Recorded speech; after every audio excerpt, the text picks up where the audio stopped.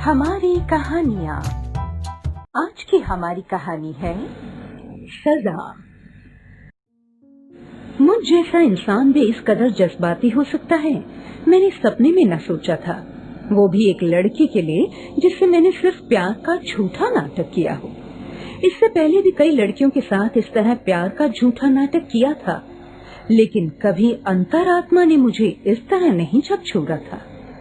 पता नहीं क्यों मैं अपने आप को अपराधी महसूस कर रहा था। मेरी अंतरात्मा सिर्फ एक ही आवाज कह रही थी, रवि, स्वाति को धोखा मत देना, वो तुझे बहुत चाहती है, तो उसका हमेशा के लिए हो जा, उसे अपना ले रवि, उसे अपना ले। मैं अंतरात्मा की आवाज को सुनना नहीं चाह रहा था, और वो मुझे स्वाति के बंधनों में देखना चाह रही थी। मैंने अपनी कॉलेज लाइफ से लेकर एक डॉक्टर बनने तक न जाने कितनी लड़कियों के साथ प्यार का झूठा नाटक किया। हाँ, मैंने कभी हदें पार नहीं की थी। हमेशा अपनी प्रेमिकाओं में से जिसे बेहतर पाया उसी के साथ रोमांस किया, वो भी इस दायरे में कि कोई ऐसा कदम नहीं उठाया जाए जो मेरे शांत जीवन में खलबली मचा दे। बस एक शौक था, प्रेमिका रखने का। पता नहीं स्वाति में ऐसी क्या बात थी जो मुझे इस कदर बेचैन कर गई।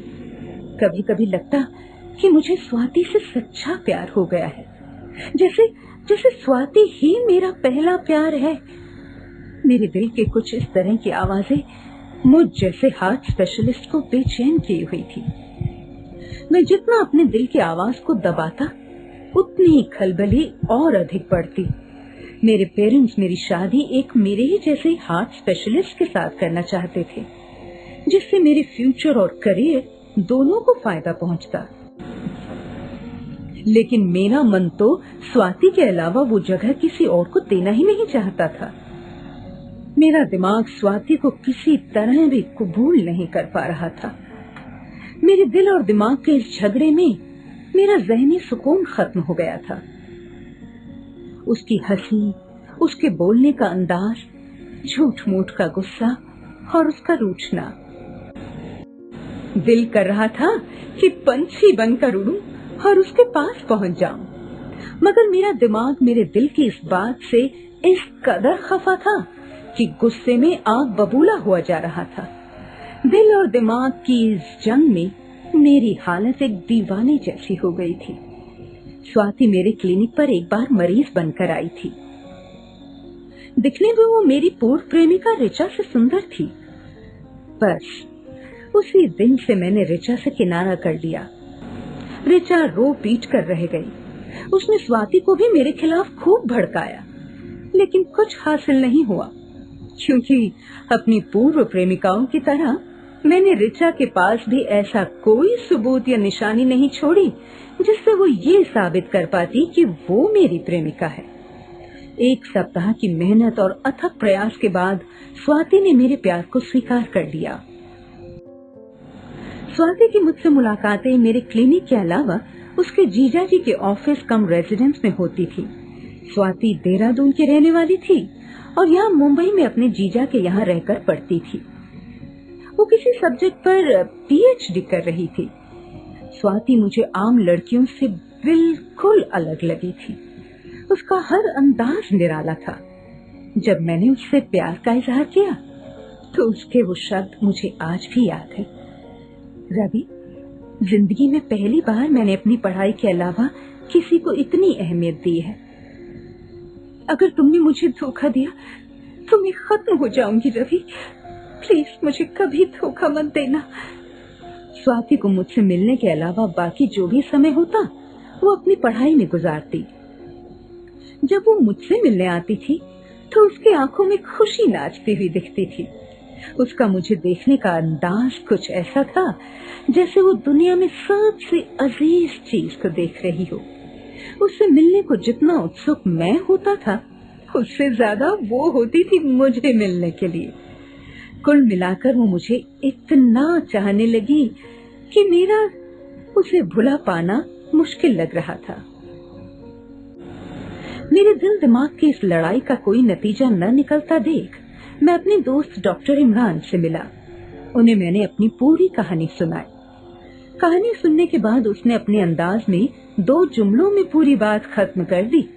रवि, शादी जिंदगी में एक बार होती है और फिर तू तो वेल सेटल्ड डॉक्टर है,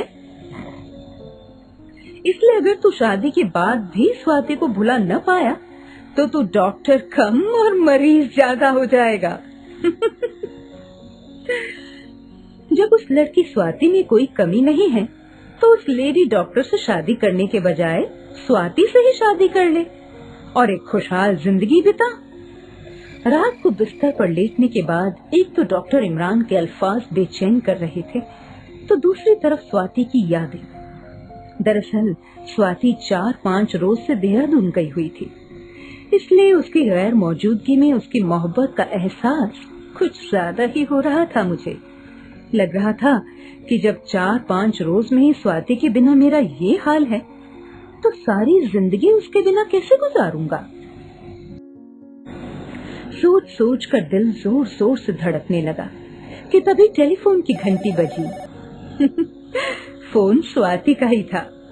मैंने स्वाति को बताया कि मैं उसी के बारे में सोच रहा था कि तभी उसने फोन घुमाया। स्वाति ने कहा कि वो सुबह को आ रही है। अगले दिन मैं स्वाति से मिलने के लिए बेचैन था, इसलिए सुबह अपने क्लिनिक पर न जाकर स्वाति से मिलने चल दिया, ये सोचकर कि आज मैं स्वाति को सब कुछ बता दूंगा। अपना अतीत खुली किताब की तरह उसके सामने खोल कर रख दूंगा।